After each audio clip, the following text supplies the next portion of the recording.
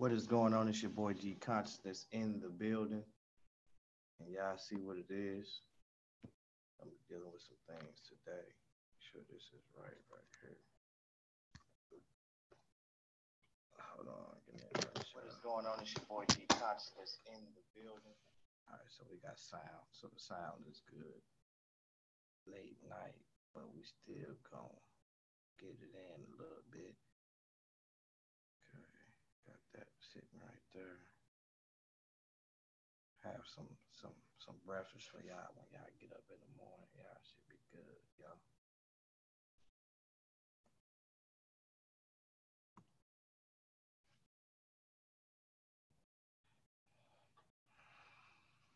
All right, so all right, cool. Okay, so ran into the Black Hebrew Israelites today. First group we dealt with was GMS. GMS moving out there real strategic, y'all. Very strategic. Um, but their doctrine is trash. And I'm going to show you why I say that. So we can get to the bottom of this. Show you why I say that. Okay, so got that done right there. What up, Jay, man? What's up with you? All right, so we went out there, you know, earlier today. It was a mess, but at the same time, show y'all what we up against so you guys can know. Show y'all what we up against. So you guys can know what is going on. Is this is what up, Florida guy? GMS, they like yelling out there, talking crazy to folk. But it's good to go out there and get some conversation from them. That way you can get it recorded and you can always have um, information as I'm doing. You know, you can have data to where you can go back and deal with what they're dealing with, what they're teaching those peoples out there, which is trash. I'm kind of sleepy, yo, but it's all good. And so, and so, what I've noticed was this was is that there were certain things that was mentioned with GMS, and that was first of all um, the covenant. Can a non-Israelite partake of the covenant? You know, and I asked him, "What do I fit in as being an African?" And he said that Africans are going into slavery. It's just as white people. Now, if you notice, I had footage to where um, they had like youngsters that was with them. It wasn't necessarily GMS, but they were standing by as bystanders listening. And so what I'm starting to realize is that they have a lot of the youth tricked, as well as a lot of other black folk. We had a lady that came out there that brought up the quote concerning the Egyptian prime minister or whatever his name is. I forgot Nasser or something. And I told her there's no text to actually confirm what that's saying. She don't know that though, but because the Black Hebrew Israelites push that a lot, you would think that there's actually text for that. You would think that this guy actually quoted that they left out black but came back white. Israel was always speckled in color because they were scattered into all the nations. Plus, they lived in what you call a melting pot. And so, it's like gathering, they still gathering information that is not solid at all. You know, the information it's not even right, and it's old, outdated information at it. And so when we look at it, that was brought up.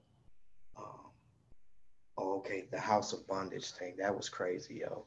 Now, um, what is it? I think it's Deuteronomy 5. So let's see what it says. Deuteronomy, is it Deuteronomy 5 or 6? Yeah, okay, here it is. It's this text right here. And what you want to notice with this is that, put this down here. Okay, within this text it says, I am the Lord thy God, which brought thee out of the land of Egypt. And so he looks at the word Egypt here, right? And we see that it's Mesraim, right? It's Mesraim. So somehow, some way, he looks up this word and he takes it back to the root, right? And Mitzrayim. Mitzrayim, right? And so when he takes it back to the root of it, it is where is it at? It is 4693, right? And 4693 is Matzur, Matzor. right? And so with Matzur, right, what you have here is you have the same as 4692, which is Matsur in the sense of limit, Egypt, the border of Palestine, besieged places, defensed or fortified.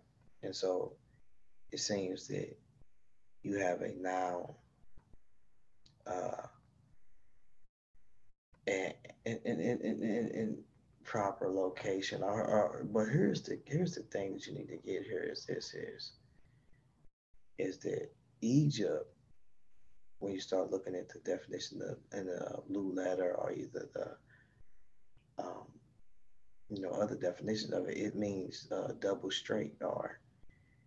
And so what he does is he takes that out of context because it's very important that you understand that Egypt does not mean bondage, right? And but there is a word that is bondage that is here that he just skipped right over. It says, I am the Lord thy God, which brought thee out of the land of Egypt, right? And so it couldn't be in the text that he's dealing with because when you look at it says from the house of bondage. That word there is bid, Bayeth. bayat, right? House of bondage. So when you look at it, it's ebed, Ebed. right? And it means bondage, bond one, bond, servant, manservant. And so it's used as uh, uh, bondage 10 times. And what's crazy about this is a non-masculine, right? Now masculine. But what's crazy about this is that you can actually see that the word bondage is actually there, ebed, right? But the word Mesraim is there too, but these are two different words, and one of them expresses what we see as bondage. You got bondman, bondage, bond servant on all sides, and servant. And so, how he gets uh, um, bondage out of um, what's going on there? How he gets bondage out of Egypt. Egypt was named Egypt before Israel even went into captivity in Egypt. Well, it was Mesraim, right? So we could see the dualness of it. And so what this guy does is he goes and he gets this text, but he does not deal with the word bondage there itself right there where Mesraim at. Makes no sense. And exactly, it says Eretz. Eretz, that's that word, the land, Eretz. Let's look what it says. Eretz. Right. The land of bondage. I mean, the land of Egypt, the land of Mesraim, or the fortified place, or the uh, besieged place. Or if he want to use the root of that, that's how he should have translated that. But he took it out of context because it says the land of Egypt from the house of bondage. So what is the house of bondage? It's the land of Egypt. I don't know how this brother missed over that. Like, he's totally off. And so that was one of the things that he did, right? Uh, in regards to trying to make this that we see out of something that is not. This bondage here is clear what this bondage is. There's this distinction between this bondage that deals with the root of Mazur, the root of Mazraim, which is Mazur. There's a distinguishment that is there. And so that lets you know that how he's using that is definitely out of context. And grammatically, it doesn't even work. It wouldn't even work to even do that like that.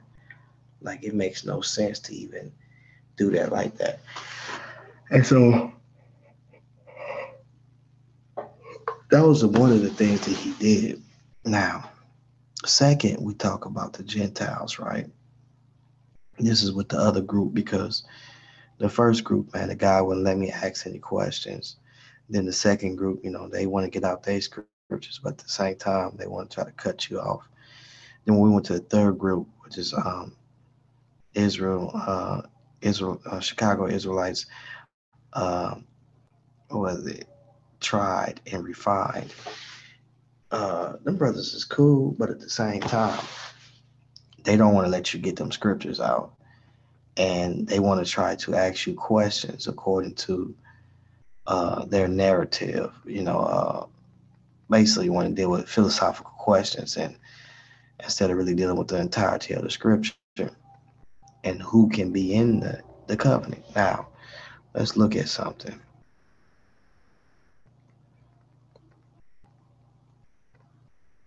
Now, we talked about in Genesis 17.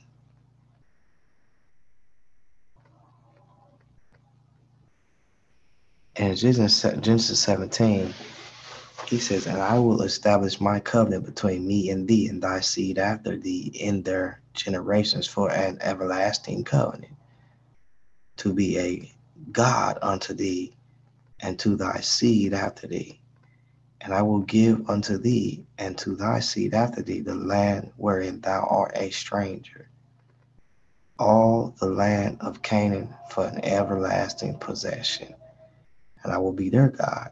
And God said unto Abraham, "Thou shalt keep my covenant, therefore, thou and thy seed after thee in their generations," right? So they keep his covenant. So look what it says.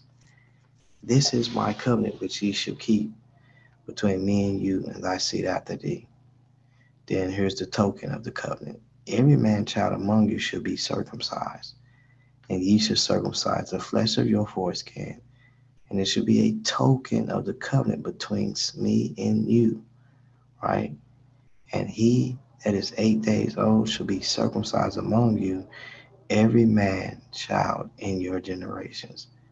And he that is born in the house or bought with money, any stranger which is not of thy seed." So that's a crusher right there, because we see, what up, Kevin G? What up, brother? We see that Christ is basically saying, we see that the scriptures is basically saying that the covenant or the sign or the token of the covenant would be in Abraham's seed, this of his household, born in his house. But it says, or bought with money of any stranger which is not of thy seed. So we got Abraham's seed, which is in his household. And then we also got strangers, which is not of Abraham's seed, that can partake of the covenant. Well, when I got to the third group, they told me that this is talking about basically, um, what did they say? I don't want to misquote them. This is talking about what they say. This is talking about Gentiles, but it's still not saying that they can be in the covenant. They said it's just saying that if you was a Gentile and a Jew didn't eat pork, then you couldn't eat pork either because, you know, you was in his household. Excuse me, but you was in his household. But that's not what that's saying. That's somewhat. What it's saying is it says, he that is born in thy house and he that is bought with thy money must needs to be circumcised. So those that are born in the house and which is the seed of Abraham, and those that are not of the seed of Abraham that is in the house needs to be circumcised. And it says, and my covenant should be in your flesh. Now, if they can't enjoin themselves to the covenant, then why is it that they are being circumcised and the sign of the covenant or the covenant is in their flesh?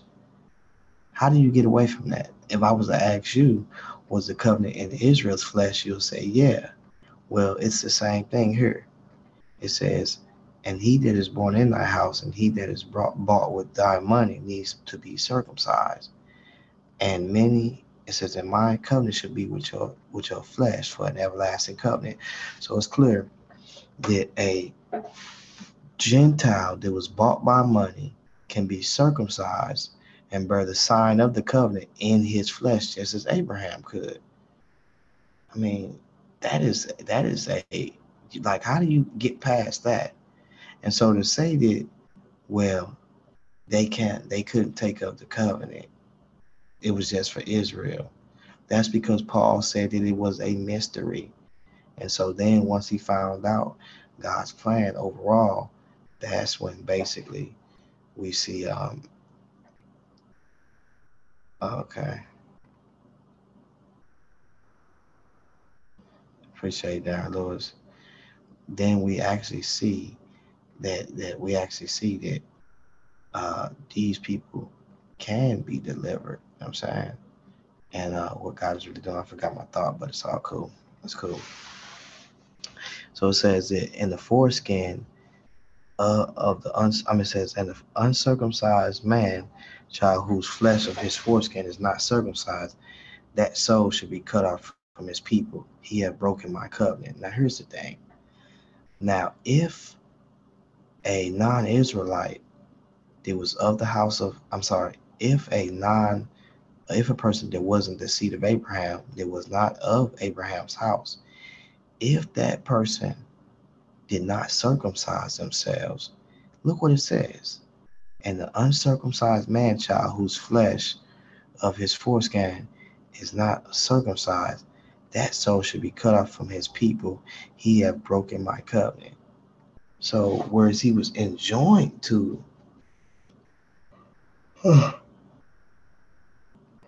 whereas it's saying the opposite of what they're saying, because it seems to be where you see that if that person is not circumcised, he is cut off from his people. So how can you be cut off from something if you don't have the opportunity to enjoin yourself to it? See, these are the questions that need to be asked these brothers, because clearly the circumcision is in the foreskin, will be put in the foreskin of the servant just as well. And so if that takes place, then we know that he himself can also partake of the covenant. Yeah, but I'm getting kind of sleepy. I better lay it on down. My eyes is really getting tired and heavy. So I'm just gonna lay this down. We'll talk about a little bit. We'll do a little bit more talking tomorrow. But I thought I could hang, but I can't really hang for reals, man. The only way I can hang is if I start telling jokes or something like that. But yeah, I can't do it, man. I'm sleepy, yo. I tried to come on here and give you at least about an hour. I can't even get an hour in, yo. I'm sleepy. That Equalizer, it was really good. Y'all might want to go see that. It was pretty good. It was real good. Yeah. But yeah. But yeah, I'm wore out, man. My eyes getting watery and stuff. Yeah, but them brothers is tweaking, man. Is this oh,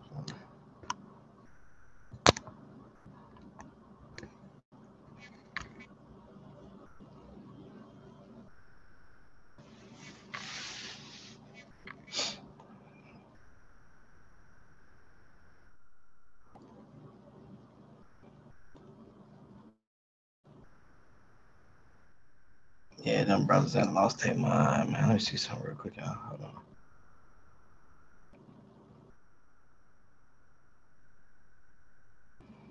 No, I have to do that when I get a chance. See, hold on.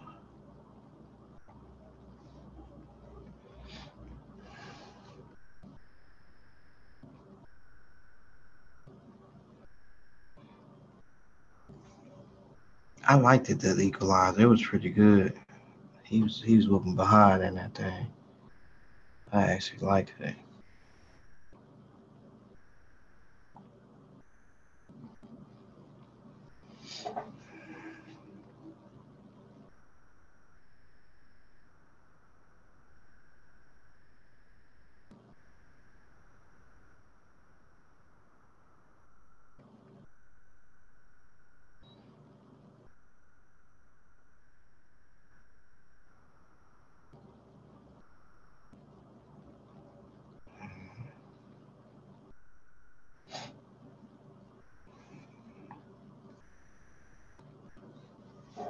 Yeah, I liked that Equalizer. That was pretty good, yo. But yeah, man, I'm gonna go out for reals, man. I don't know what I was thinking. I don't know what made me come on here and think I was gonna try to get it in, yo. Boy, it's a straight slouch tonight.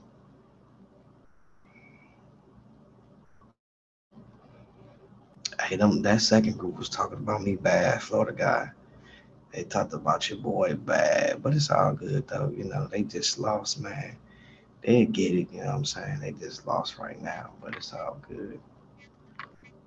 You know what I'm saying?